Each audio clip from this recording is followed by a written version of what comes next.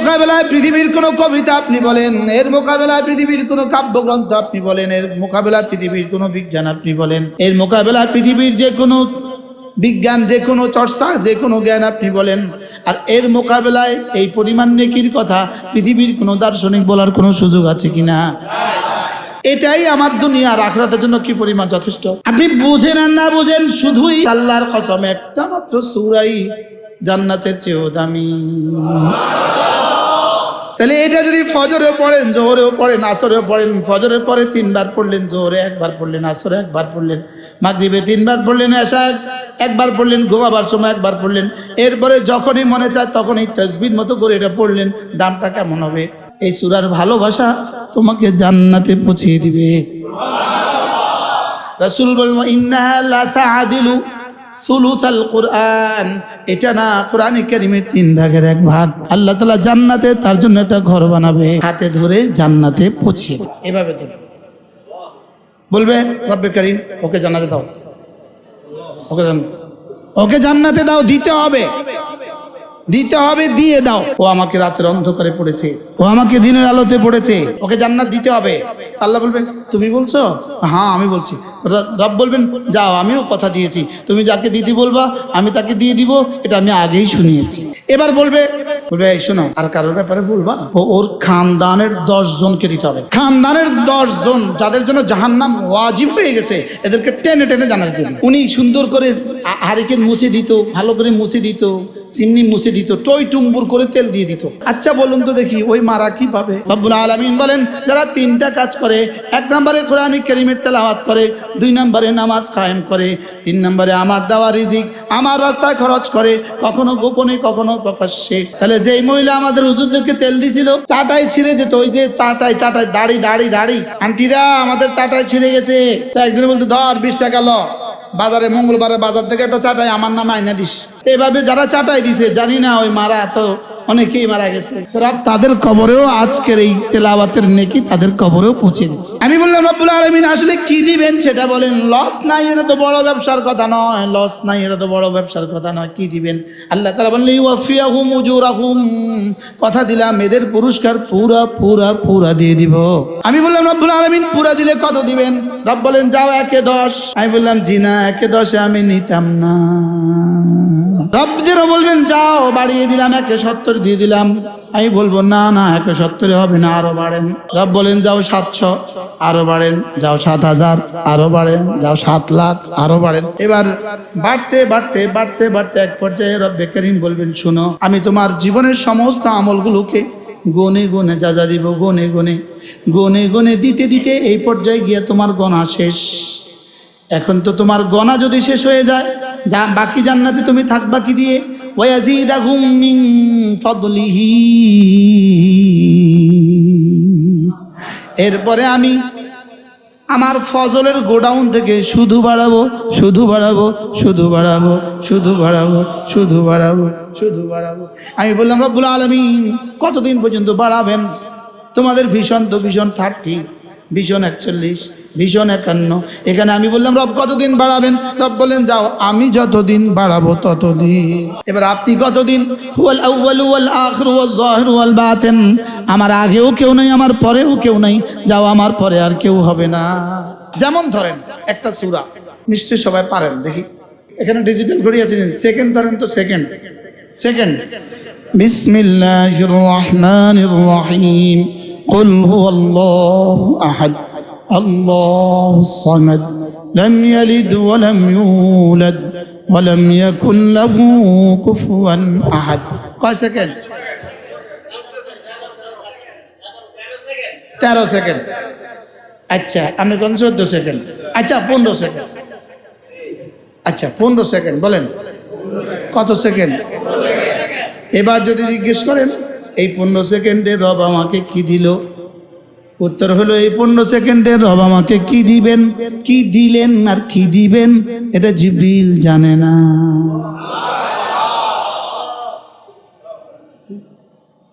এর মোকাবেলায় পৃথিবীর কোনো কবিতা আপনি বলেন, এর মোকাবেলায় পৃথিবীর কোনো কাব্যগ্রন্থ আপনি বলেন, এর মোকাবেলায় পৃথিবীর কোনো বিজ্ঞান আপনি বলেন, এর মোকাবেলায় পৃথিবীর যে কোনো বিজ্ঞান যে কোনো চর্চা, যে কোনো জ্ঞান আপনি বলেন, আর এর মোকাবেলায় এই পরিমাণ নেকির কথা পৃথিবীর কোনো দার্শনিক বলার কোনো সুযোগ আছে কিনা? আছে? পৃথিবীর সবচেয়ে বড় কবি, সে একটা কবিতা গেয়ে বলুক, আমি এখন যে চ্যালেঞ্জ করেছি যে এই মুহূর্তে রব আমাদেরকে কি পুরস্কার দিয়েছেন, এটা রব ছাড়া কেউ জানে না। আছে কোনো কবিতা? এবার বলুন তো, শুধু সূরা ইখলাসটা, এটাই আমার দুনিয়ার আখিরাতের জন্য কি পরিমাণ যথেষ্ট? আপনি বুঝেন আর না বুঝেন, শুধুই সূরা ইখলাস, আল্লাহর কসম, একটা মাত্র সূরাই জান্নাতের চেয়েও দামি। কারণ কি? এটা আল্লাহ তাআলার সিফাত। এটা কি? এটা আল্লাহ তাআলার সিফাত। আর জান্নাত কি? আল্লাহ তাআলার সৃষ্টি বস্তু। জান্নাত কি? মাখলুক। আর সূরা ইখলাস কি? আল্লাহ তাআলার বাণী, আল্লাহ তাআলার গুণ, আল্লাহ তাআলার কালাম, আল্লাহ তাআলার গুণ। বলেন মাখলুক না গায়রে মাখলুক? এবার সূরা ইখলাসের দাম কত? এবার সময় গেছে কতক্ষণ? তাহলে এটা যদি ফজরেও পড়েন, জোহরেও পড়েন, আসরেও পড়েন, ফজরের পরে 3 বার পড়লেন, জোহরে 1 বার পড়লেন, আসরে 1 বার পড়লেন, মাগরিবে 3 বার পড়লেন, এশা 1 বার পড়লেন, ঘুমাবার সময় 1 বার পড়লেন, এরপরে যখনই মনে চায় তখনই তাসবিহর মতো করে এটা পড়লেন, দামটা কেমন হবে?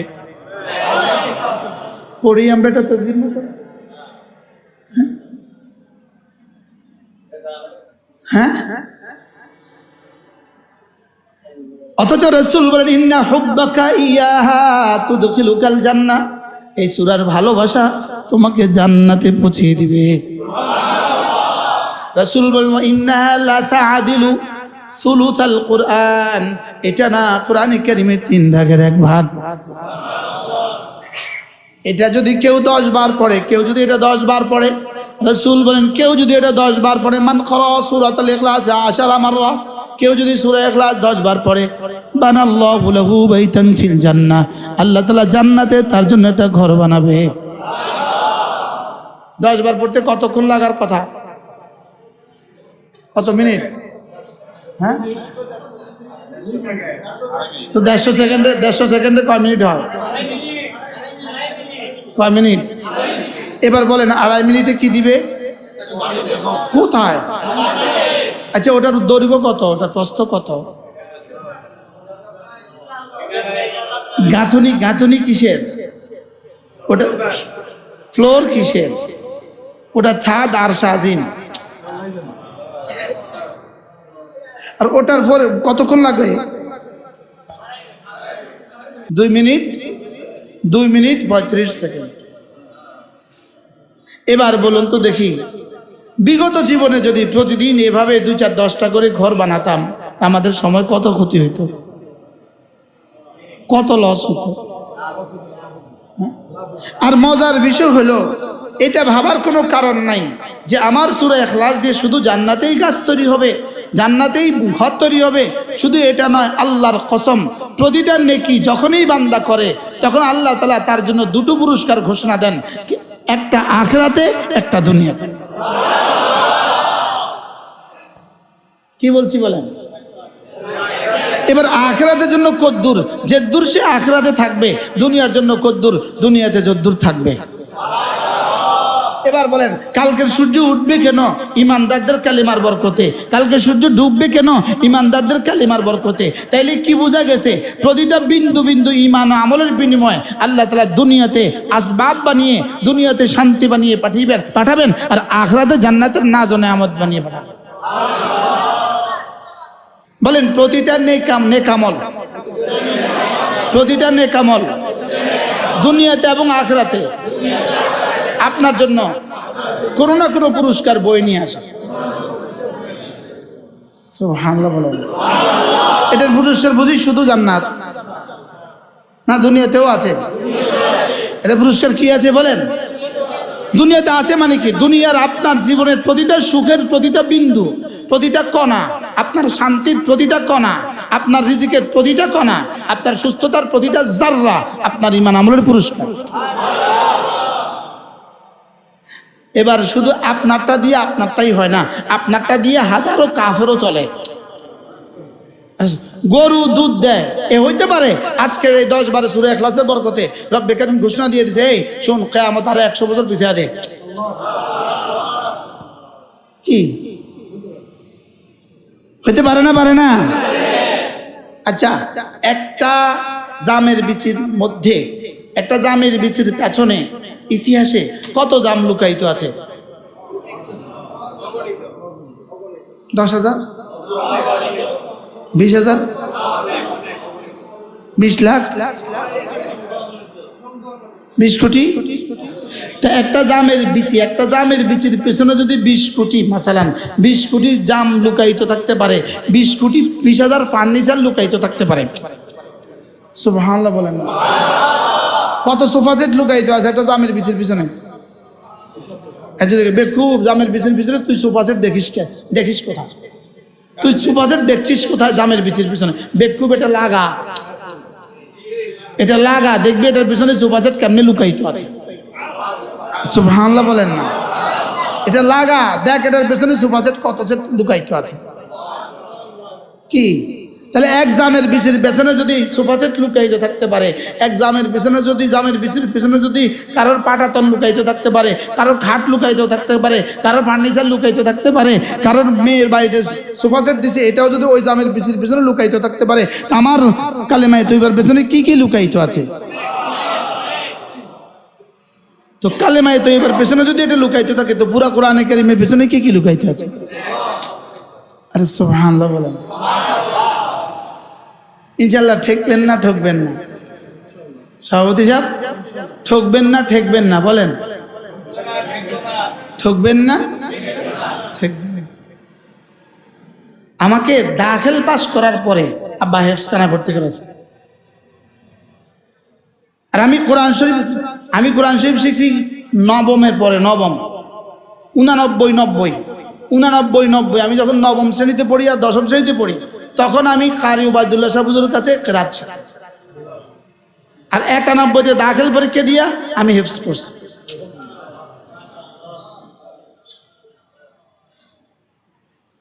তা আমার বন্ধুরা যারা দাখিল পরীক্ষা দিয়ে কোরআন শরীফ পড়ে নাই, এই ইংরেজি শিখছে, ওই ইউনিভার্সিটি ভর্তির লেগে, কলেজে ভর্তির লেগে, কম্পিউটার শিখছে, তারা তো তাগো মাল তো এখন আমার থেকে বেশি, আলহামদুলিল্লাহ।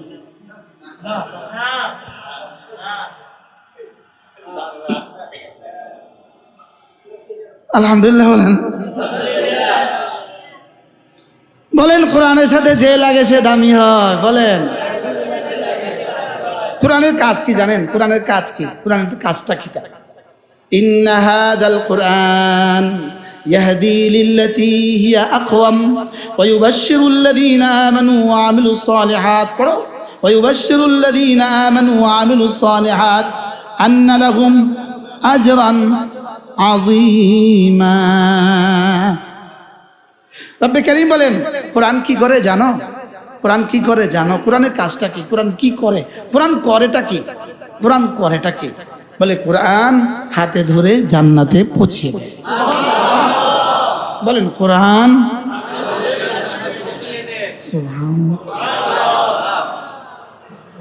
কোরআনওয়ালাকে এভাবে হাতে ধরবে, এভাবে হাত দেন ইনশাআল্লাহ, এভাবে ধরবে, বলবে রব্বে কারীম ওকে জান্নাতে দাও, ওকে জান্নাতে দাও। দিতে হবে, দিয়ে দাও। কি বলবে বলেন? মানে হ্যাঁ, আমি কোরআন, ও আমাকে রাতের অন্ধকারে পড়েছে, ও আমাকে দিনের আলোতে পড়েছে। আমি কোরআন তাকে রাতে ঘুমোতে দেইনি, আমি কোরআন তাকে দিনে খেতে দেই নাই, আমি কোরআন তাকে দিনে খেতে দেই নাই, দিনে রোজা রাখতে বাধ্য করেছিলাম, আমি রাতে তাকে তাহাজ্জুদ পড়তে বাধ্য করছিলাম। আমি তাকে রাত্রে ঘুমোতে দেই নাই, আমি তাকে দিনে খেতে দেই নাই। ওকে জান্নাত দিতে হবে। আল্লাহ বলবেন, তুমি বলছো? হ্যাঁ আমি বলছি। রব বলবেন, যাও, আমিও কথা দিয়েছি, তুমি যাকে দিদি বলবা আমি তাকে দিয়ে দিব, এটা আমি আগেই শুনিয়েছি। আমি সূরত তাসবির খিচতেছি। এবার বলবে এই শোনো, আর কারোর ব্যাপারে বলবা? শুধু ওকে দিব, আর কাউকে বলবা? ওর খানদানের 10 জনকে দিতে হবে। আচ্ছা তাকাও, তুমি তাকাও, কারে কারে দিতাম কও ভাই, দাঁড়াও, তাকাও জাহান্নামের দিকে তাকাও, দেখো তোমার খানদানের কেউ আছে কিনা। খানদানের 10 জন যাদের জন্য জাহান্নাম ওয়াজিব হয়ে গেছে, এদেরকে টেনে টেনে জান্নাতে দিবেন। এটা মামুলি না, এটা মামুলি। আল্লাহ সরাসরি সরাসরি বলবে আল্লাহ ওরে দেন, ওরে দেন, ওরে দেন। ওনারা কিলে দিতাম রে, আমার হুজুরের না তেল দিছে, আমার হুজুরের চেরাগ ভরে দিছে। আমরা ছোটবেলায় যে মক্তবে পড়েছি, ওই মক্তবে বিদ্যুৎ ছিল না? ছিল। আমার মক্তবে বিদ্যুৎ ছিল না, আপনাদের ছিল কিনা কি জানেন? তো বিদ্যুৎ থাকতো না, তো প্রতিদিন বিকেল বেলা মক্তব হুজুরে বলতো হারিকেনের তেল ভরার জন্য লিস্টি ছিল, লিস্টি গ্রামে পুরা 30 দিনের ঘরের লিস্টি ছিল হারিকেনের তেল ভরার জন্য। বলতো হারিকেন দিয়ে বলতো দেখো আজকে কার তেল, তো হাতাত লেখা আছে, ওই শার্টের মধ্যে লেখা আছে আজকে অমুক বাড়ির অমুক আন্টির তেল। তো যাই বলতাম আন্টি, খালা, দাদি, আঙ্গুর নোয়াখালী তো জাদু, বুড়ো হলে তো বুঝা, জাদু বুঝা আজকে আপনাদের তেল নোয়াখালী বাসা, আজ আন্নাগো তেল, আজ আঙ্গু হুজুরের তেল আন্নাগো বাড়ি, ভুলিয়ে তো গেছে। পরে উনি সুন্দর করে হারিকেন মুছে দিত, ভালো করে মুছে দিত, চিমনি মুছে দিত, টই টুম্বুর করে তেল দিয়ে দিত, একদম উপরে ফেলতো, হয়তো আবার পড়ে যেত 2-4 ফোঁটা। হ্যাঁ, তো টই টুম্বুর করে তেল দিত। আচ্ছা বলুন তো দেখি ওই মারা কি পাবে? হ্যাঁ, এজন্য ইন্নাল্লাযীনা ইয়াতলুনা কিতাবাল্লাহ ওয়া আকামুস সালাহ ওয়া আনফাকু মিম্মা রাযাকনাহুম সিররান ওয়া আলানিয়াহ ইয়ারজুনা তিজারাতান লান তাবুর। রব্বুল আলামিন বলেন, যারা 3টা কাজ করে, 1 নম্বরে কোরআন কারীমের তেলাওয়াত করে, 2 নম্বরে নামাজ কায়েম করে, 3 নম্বরে আমার দেওয়া রিজিক আমার রাস্তায় খরচ করে, কখনো গোপনে কখনো প্রকাশ্যে। সুবহানাল্লাহ। কয়টা কাজ? কি? তিলাওয়াত 2 নাম্বার, নামাজ 3 নাম্বার। আল্লাহর দেওয়া রিজিক কি করে? তাহলে যেই মহিলা আমাদের হুজুরদেরকে তেল দিছিল, চাটাই ছিঁড়ে যেত, ওই যে চাটাই দাড়ি চাটাই ছিঁড়ে যেত, বাচ্চারা চাটাই খেয়ে ফেলতো, ছিঁড়ে ফেলতো, বসে বসে খালি ছিটতো। তো সপ্তাহে 15 দিনের চাটাই ছিঁড়ে যেত। তো হুজুরে কি বলতেন, এই দেখ আমাদের চাটাই ছিঁড়ে গেছে, দেখো কি করা যায়। তো আমরা আন্টিদের বাড়িতে গিয়ে বলতাম, আন্টিরা আমাদের চাটাই ছিঁড়ে গেছে। তো একজনে বলতো, ধর 20 টাকা ল, বাজারে মঙ্গলবারে বাজার থেকে একটা চাটাই আমার নামে আইনা দিস। আর ধর 20 টাকা ল। এভাবে যারা চাটাই দিছে, জানি না ওই মারা তো অনেকেই মারা গেছে, রব তাদের কবরেও আজকের এই তেলাওয়াতের নেকি তাদের কবরেও পৌঁছে দিচ্ছে। মনে নাই ওই ওস্তাদের নামও মনে নাই, ওই ওস্তাদের নামও ভুলে গেছে। কয়েকদিন আগে আমি ঢাকা বনশ্রী আদাবর এক মাদ্রাসায় বয়ানে গেছি। ওখানে এক মুরব্বী বসা, তো বলতেছে, তুমি অমুকের ছেলে? আমি বলছি, জি। তোমার নাম এটা? জি এটা। তোমার আমি কায়দা পড়াইছি। আমি টুমচুর মাদ্রাসায় পড়ছি, তোমাদের বাড়ির সামনের এই কাছারিতে আমি জাগির ছিলাম, আর আমি তোমার কায়দা পড়াইছি। আশ্চর্য না? কি হয়, এটার সাথে যেই লাগে দামি হয়। সুবহানাল্লাহ বলে, এটার সাথে যেই লাগে সে কি হয়? আল্লাহ তাআলা বলেন, যারা এই কাজগুলো করবে, ইয়ারজুনা তিজারাতান লান তাবুর, এরা এমন এক ব্যবসা আমার সাথে করে যে ব্যবসা জীবনে কখনো লস নাই। এবার বলেন, যাদের অর্থায়নে এই মাদ্রাসা, যাদের অর্থায়নে এই মাদ্রাসার ওস্তাদের বেতন, যাদের অর্থায়নে এই মাদ্রাসার ওস্তাদের খাবার, যাদের অর্থায়নে এই মাদ্রাসার ওস্তাদের বিদ্যুৎ বিল, যাদের অর্থায়নে এই মাদ্রাসার ওস্তাদের কার্পেট, যাদের অর্থায়নে এই মাদ্রাসার ছাত্রদের খাবার, এবার বলুন তো তাদেরকে রব কি দিবে? হ্যাঁ, আল্লাহ একসাথে বলেন, ইয়ারজুনা তিজারাতান লান তাবুর, এমন এক ব্যবসার আমার সাথে করে যে ব্যবসা জীবনে কখনো লস নাই। আমি বললাম রব্বুল আলামিন আসলে কি দিবেন সেটা বলেন। লস নাই, এটা তো বড় ব্যবসার কথা নয়, লস নাই, এটা তো বড় ব্যবসার কথা নয়, কি দিবেন? আল্লাহ তাআলা বললেন ইউওয়াফিয়াহুম উজুরাহুম, কথা দিলাম এদের পুরস্কার পুরা পুরা পুরা দিয়ে দিব। এই কোন সূরার আয়াত পড়ছি? সূরা ফাতির। কোন সূরা? লিওয়াফিয়াহুম উজুরাহুম, রব বলেন যাও কথা দিলাম এদের আজর পুরা পুরা দিয়ে দিব, পুরা পুরা। আমি বললাম রব্বুল আলামিন পুরা দিলে কত দিবেন? রব বলেন যাও 1/10। আমি বললাম জি না, 1/10 আমি নিতাম না।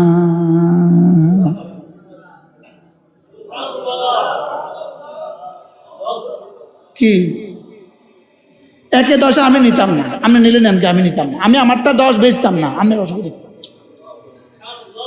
কি? এই 10-এর লেগে নিয়ে তো কষ্ট করি, এই 10-এর লেগে নিয়ে তো কষ্ট করি। রব যেন বলবেন যাও বাড়িয়ে দিলাম, 170 দিয়ে দিলাম। আমি বলবো না না 170 হবে না, আরো বাড়েন। রব বলেন যাও 700, আরো বাড়েন। যাও 7000, আরো বাড়েন। যাও 7 লাখ, আরো বাড়েন। এবার বাড়তে বাড়তে বাড়তে বাড়তে এক পর্যায়ে রব্বে করিম বলবেন শুনো, আমি তোমার জীবনের সমস্ত আমলগুলোকে গনে গনে যা দিব, গনে গনে গনে গনে দিতে দিতে এই পর্যায়ে গিয়ে তোমার গণা শেষ। এখন তো তোমার গণা যদি শেষ হয়ে যায়, যা বাকি জান্নাতে তুমি থাকবা কি দিয়ে? ওয়ায়াজিদাহুম মিন ফাদলিহি, এরপরে আমি আমার ফজলের গোডাউন থেকে শুধু বাড়াবো, শুধু বাড়াবো, শুধু বাড়াবো, শুধু বাড়াবো, শুধু বাড়াবো, শুধু বাড়াবো। আমি বললাম রব্বুল আলামিন কতদিন পর্যন্ত বাড়াবেন? তোমাদের ভীষণ তো ভীষণ 30, ভীষণ 41, ভীষণ 51। এখানে আমি বললাম রব কতদিন বাড়াবেন? রব বলেন যাও আমি যতদিন বাড়াবো ততদিন। এবার আপনি কতদিন? হুয়াল আউয়ালু ওয়াল আখিরু ওয়াজ যাহিরু ওয়াল বাতিন, আমার আগেও কেউ নাই, আমার পরেও কেউ নাই, যাও আমার পরে আর কেউ হবে না। এবার কতদিন পর্যন্ত বাড়বে? তো এখানে কতদিন? এখানে কতদিন? এবার বলুন ওখানে কতদিন? বলে এখানে কতদিন থাকবো? রব যতদিন রাখে। আর ওখানে কতদিন থাকবো? রব যতদিন থাকে। সুবহানাল্লাহ। এখানে কতদিন রাখবেন? এখানে কতদিন থাকবেন? রব যতদিন রাখবেন, রব যতদিন রাখবেন। এবার জান্নাতে কতদিন থাকবেন? রব যতদিন। এবার বলেন সন্তানদেরকে কোরআন কারীম শিখালে লাভ হবে না লস হবে? পুরো গ্রামবাসী নিয়ত করেন ইনশাআল্লাহ, বলেন ইনশাআল্লাহ। ছেলেকেও শিখাবো, মেয়েকেও শিখাবো, কোরআনের সাথে জুড়ে থাকবো, মসজিদ মাদ্রাসার সাথে জুড়ে থাকবো, বলেন ইনশাআল্লাহ, বলেন ইনশাআল্লাহ। গ্রামের একটা বাচ্চাও যেন না থাকে যে কোরআন কারীমের বিশুদ্ধ তেলাওয়াত পারে না। একটা ছেলে একটা মেয়ে যেন না থাকে যে কোরআন কারীমের বিশুদ্ধ তেলাওয়াত পারে না, এমন কেউ যেন না হয়। এমন মানুষ যেন আর বাংলাদেশে না জন্মায়। কন কন কি খুশি কন, যে কোরআন কারীম পড়তে পারে না এমন কুলাঙ্গার যেন বাংলাদেশে আর না জন্মায়। বলেন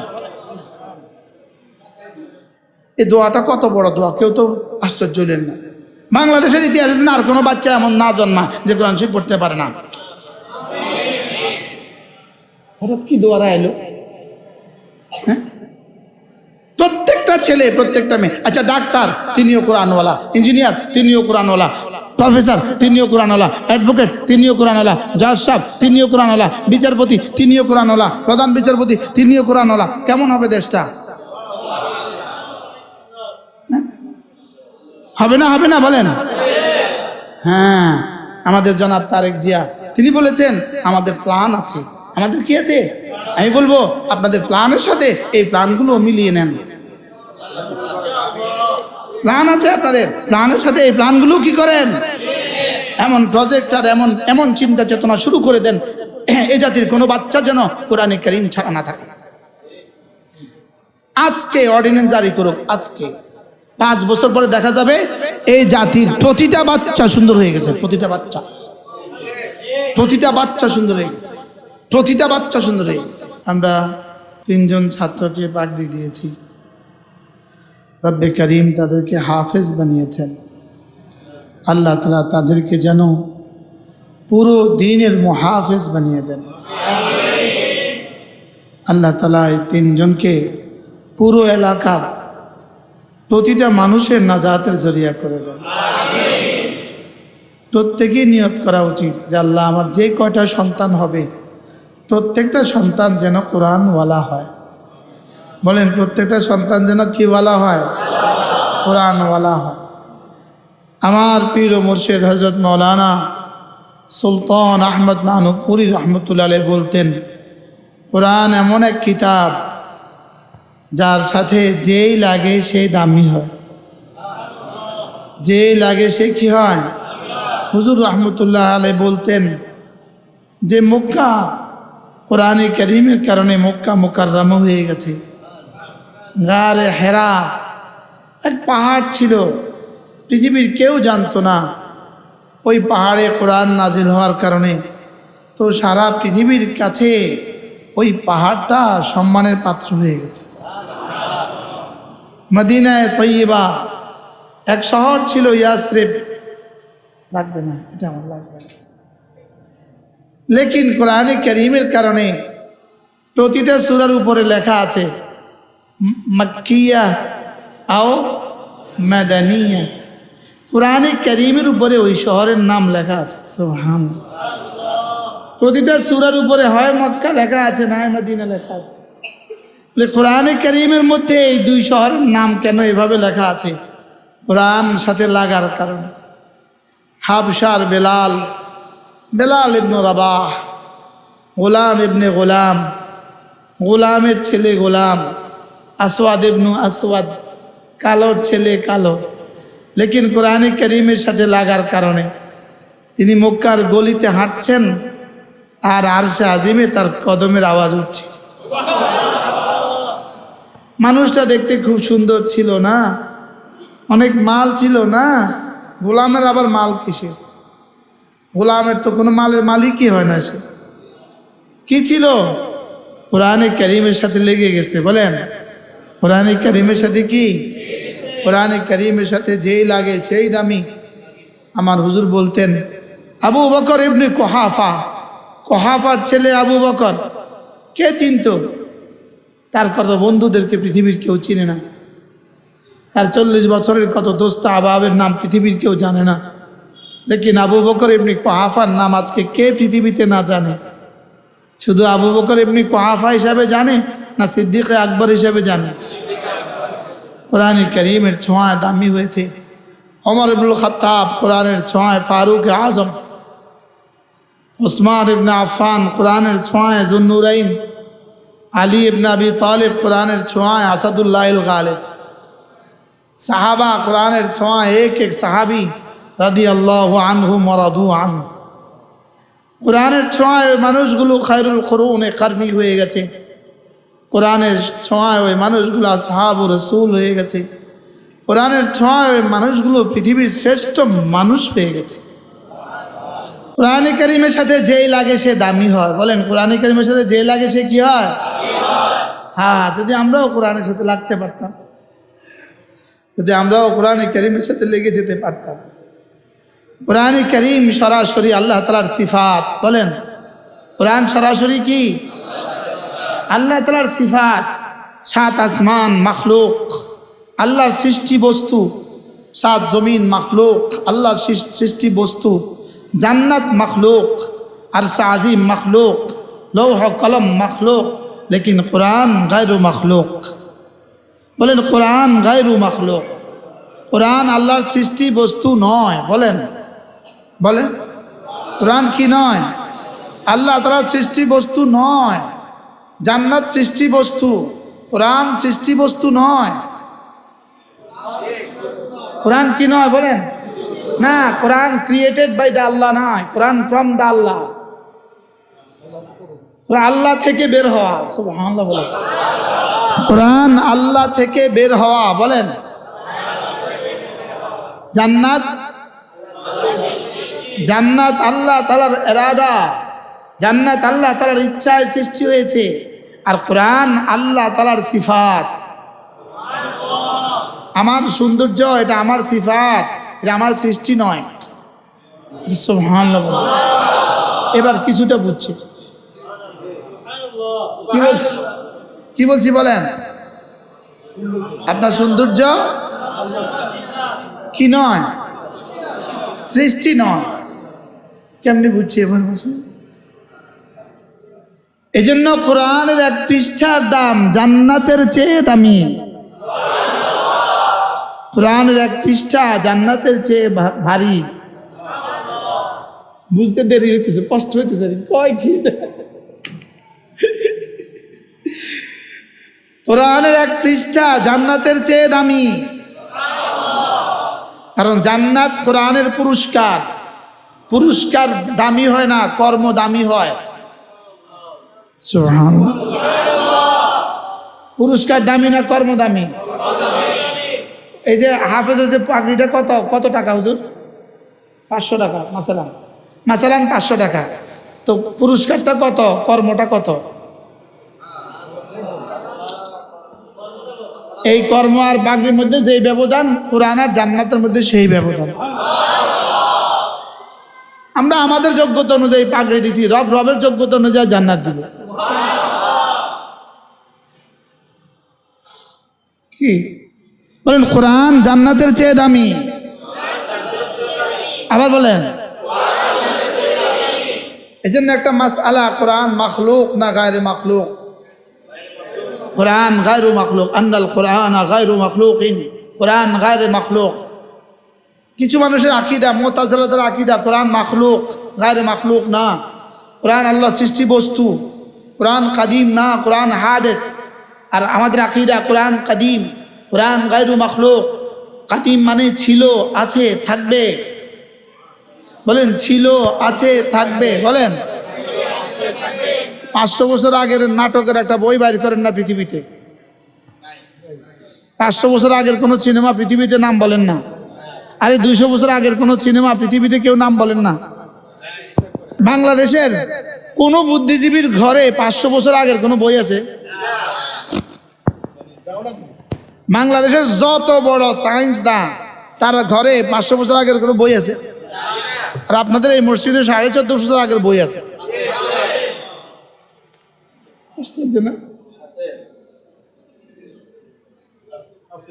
আর আমাদের কাছে 1450 বছরের ইতিহাসের হাজারো বই আছে।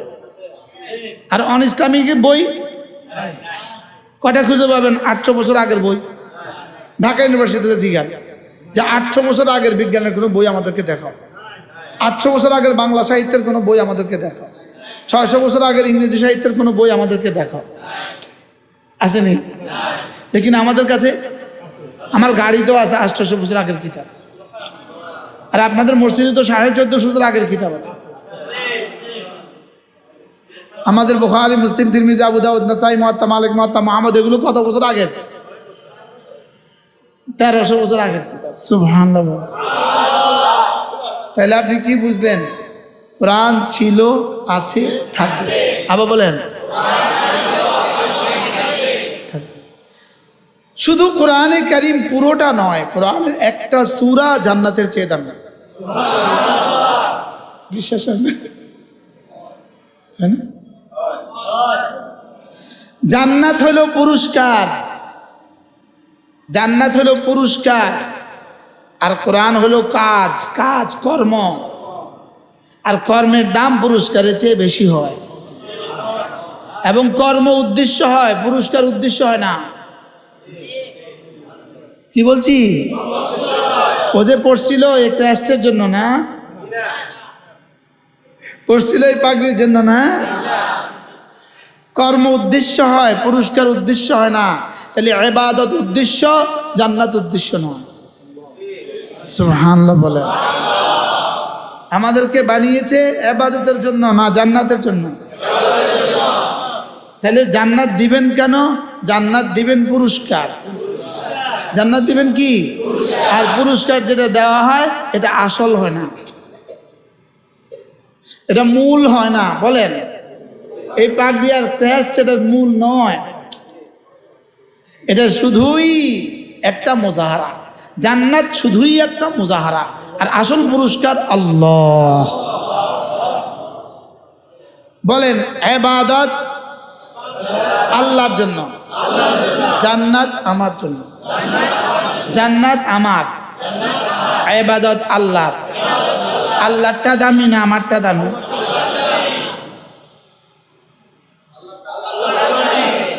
এবার আমাকে জান্নাত দিবেন কেন? আমাকে খুশি করার জন্য। আর আমি ইবাদত করব কেন? আল্লাহকে খুশি করার জন্য।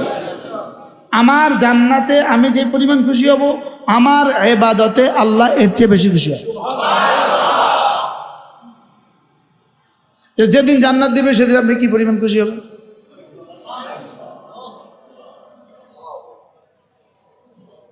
হ্যাঁ, আমি জান্নাত পাইলে যে পরিমাণ খুশি হব, এই বাচ্চা হাফেজ হওয়ার পর আল্লাহ এর চেয়ে বেশি খুশি হয়েছে। তার আব্বা আম্মার উপর এর চেয়ে বেশি খুশি হয়েছে। কি লিগা? ওটা মাকসাদ। যে ওটা কি? ওটা হলো মাকসাদ। আর জান্নাত হলো মূলত, জান্নাত মূল পুরস্কার নয়। বলেন, যেমন এই ক্রেস্ট, এই পাগড়ি মূল পুরস্কার। মূল পুরস্কার আল্লাহ তাআলার দিদার। এবার আল্লাহ তাআলার দিদারে কার মজা কত? প্রশ্ন। আল্লাহ তাআলার দিদারে সবার মজা কি সমান হবে? আল্লাহ তাআলার দিদারে কার মজা কত? ইবাদতে যার মজা যত। বলেন, নামাজে যার মজা যত, আল্লাহ তাআলার দিদারে তার মজা তত।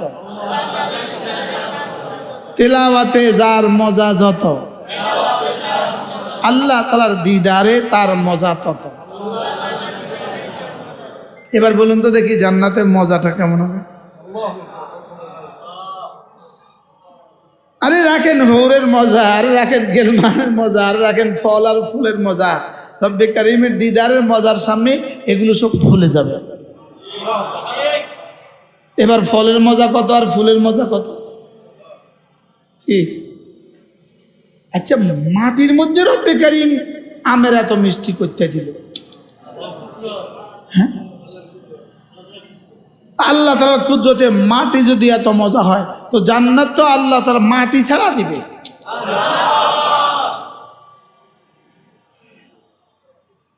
কি? আচ্ছা, এক বালতি মাটির মধ্যে ড্রাগন গাছ লাগিয়েছেন। প্রথমবার হয়েছে 2 কিলো, দ্বিতীয়বার 5 কিলো, তৃতীয়বার 10 কিলো, চলছেই চলছে। এবার বলুন তো দেখি, বালতির মাটি কতদূর কমছে? আচ্ছা, এই বালতির মাটির মধ্যে পৃথিবীর কোন যন্ত্র দিয়ে গবেষণা করলে এখান থেকে 1 তোলা রং বাইর হবে? এবার ড্রাগনের মধ্যে রং কতদূর আছে? হ্যাঁ, যেখান থেকে হতে দেখি সেখান থেকে হয় না, যেখান থেকে হয় তাকে দেখা যায় না। হ্যাঁ, এটাই হলো লা ইলাহা ইল্লাল্লাহ, লা ইলাহা ইল্লাল্লাহ, লা ইলাহা ইল্লাল্লাহ, লা ইলাহা ইল্লাল্লাহ, লা ইলাহা ইল্লাল্লাহু মুহাম্মাদুর রাসূলুল্লাহ। আচ্ছা, দেখবেন ছেলে যদি মা তুমি ছাড়া আমার কে আছে, মা যদি ছেলেকে বলে ভূত তুই ছাড়া আমার কে আছে, তো বান্দা যদি বলে আল্লাহ তুমি ছাড়া আমার কেউ নেই, আল্লাহর কাছে কেমন লাগে?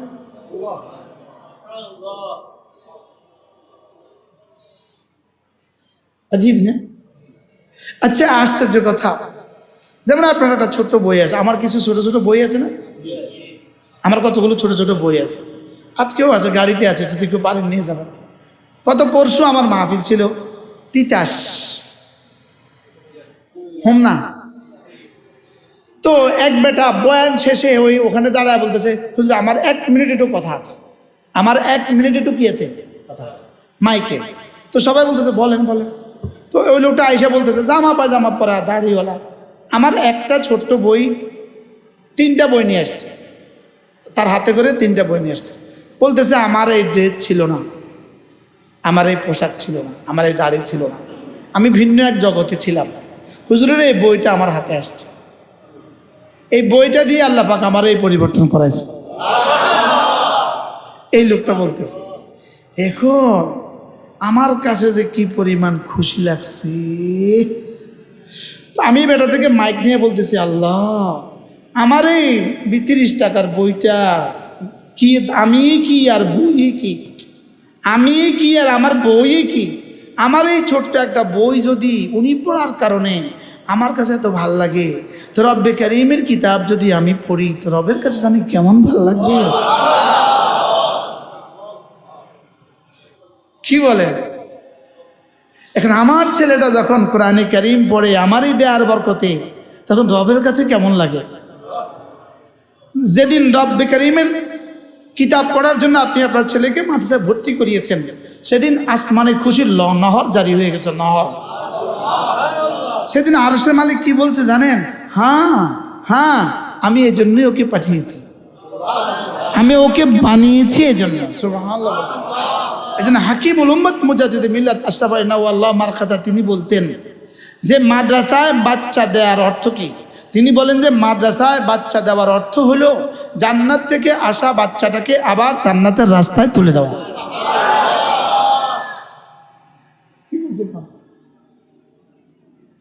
জান্নাত থেকে আসা বাচ্চাটাকে আবার জান্নাতের রাস্তায় কি? এবার বলুন, আমাদের বাচ্চারা ছিল কোথায়? জান্নাতে। আসছে কোথায়? জমিনে। এবার মাদ্রাসায় দিছি তো কোথায় দিছি? জান্নাতের রাস্তা আবার তুলে দিছি।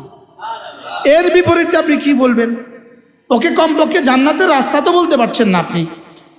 ইউটিউবের কারণে আমি অন্য কিছু বলছি না, লেকিন জান্নাতের রাস্তা তো বলতে পারছেন না। মনে হয় আজ বুঝেন না।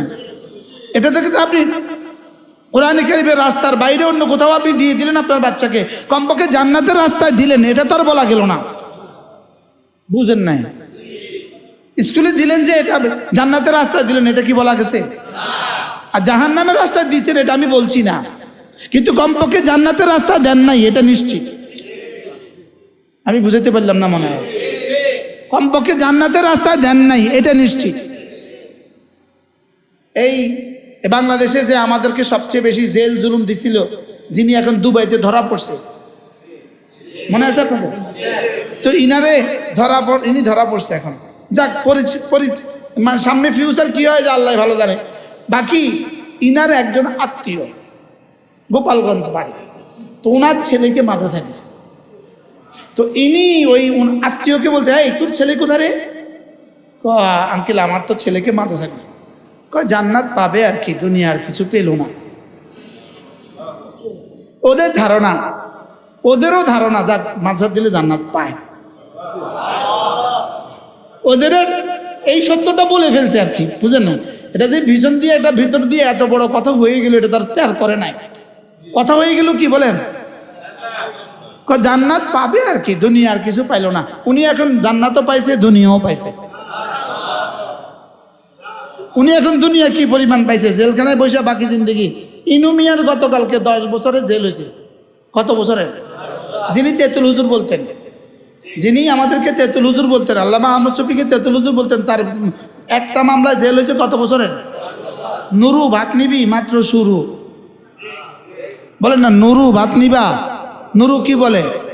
মাত্র কি শুরু। তো দুনিয়া তো খুব হয়েছে, কি বলেন? আর আখিরাত তো অনেক কিছু হবে।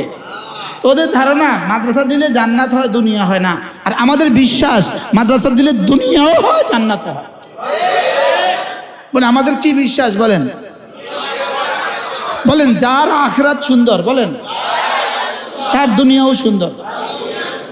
কি বলছি? এই জন্য আমরা যারা মাদ্রাসায় পড়াই 12,000 টাকা বেতনে, আলহামদুলিল্লাহ আমাদের কোনো কিস্তি নাই। আর দেশের কোনো শিল্পপতি বাকি নাই যার কিস্তি নাই। হ্যাঁ, কতজন শিল্পপতির কত করে কিস্তি আছে? হ্যাঁ, কি যদি শুধু শিল্পপতিদের কিস্তিগুলোকে কিস্তি তুলে নিয়ে এসে আমাদেরকে ভাগ করে দেয়, তো বাংলাদেশের প্রতিটা মানুষ 2-4 কোটি টাকা করে মালিক থাকবে। টাকা তো সব কিস্তিওয়ালাদের কাছে, টাকা তো শিল্পপতিদের কিস্তির মধ্যেই আছে। বারহাল তারা মনে করছে তারা দুনিয়া পেয়ে গেছে, আমরা আখরাত পেয়ে গেছি, দুনিয়া পাই নাই। না, আমরা দুনিয়াও পাইছি, আখরাতও পাইছি। কি দুনিয়া আমাদের কিস্তি নাই বলেন? দুনিয়া আমাদের কি নাই বলেন? দুনিয়া আমাদের কিস্তি নাই, দুনিয়া আমাদের লোন নাই। আলহামদুলিল্লাহ বলেন। তাহলে প্রথম শব্দে ফিরে যাই, এটা কোরআন, এটার সাথে যেই লাগে সে দামি হয়, যে লাগে সে কি হয় বলেন? আল্লাহ তাআলা মেহেরবানি করে আপনাদের এই মজলিসকে কবুল করেন, এই মসজিদটাকে কবুল করেন, এই মাদ্রাসাকে কবুল করেন। দেনেওয়ালা, শুননেওয়ালা, বলনেওয়ালা সকলের হায়াতে দৌলতে ইলম আমলে আল্লাহ তাআলা বরকত দিয়ে দেন। প্রত্যেক ইংরেজি মাসের শেষ শনিবারে আমাদের কুমিল্লার মাদ্রাসায় জিকিরের মজলিস, পারলে কখনো শরীক হবেন বলেন ইনশাআল্লাহ। তা আমিও এখানে আবার আসবো ইনশাআল্লাহ।